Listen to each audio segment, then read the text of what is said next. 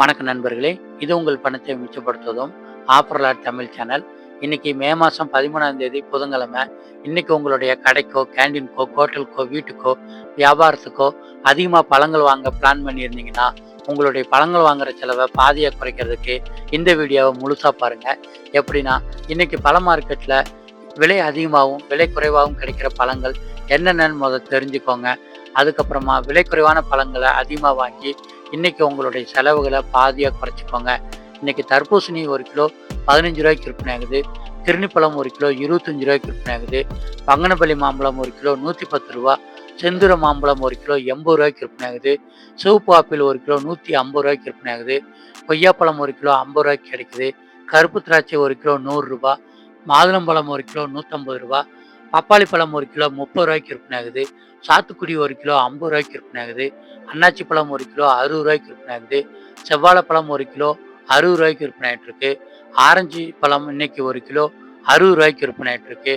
அடுத்ததா kiwi 1 kilo இன்னைக்கு 180 ரூபாய்க்கு விற்பனை ஆகிட்டு இருக்கு. டிராகன் பழம் 1 கிலோ இன்னைக்கு 150 ரூபாய்க்கு விற்பனை ஆகிட்டு இருக்கு. பலாப்பழம் ஏலம் வர்ற இடத்துல இன்னைக்கு 1 கிலோ 60 ரூபாயிலிருந்து 100 ரூபாய் வரைக்கும் விற்பனை ஆகிட்டு இருக்கு. ப்ளம்ஸ் 1 கிலோ 300 ரூபாய்க்கு விற்பனை ஆகுது. பேரிக்காய் 1 கிலோ 130 ரூபாய்க்கு விற்பனை ஆகுது. நேந்திரம்பழம் 1 கிலோ 50 ரூபாய்க்கு விற்பனை ஆகுது. ஏலக்கி 1 கிலோ 50 ரூபாய்க்கு விற்பனை ஆகுது. பச்சை ஆப்பிள் 1 கிலோ 180 ரூபாய்க்கு விற்பனை ஆகுது. பன்னீர் திராட்சை 1 கிலோ 70 ரூபாய்க்கு விற்பனை ஆகுது. முலாம்பழம் 1 கிலோ 25 ரூபா. மல்கோவா மாம்பழம் 1 கிலோ 160 ரூபா.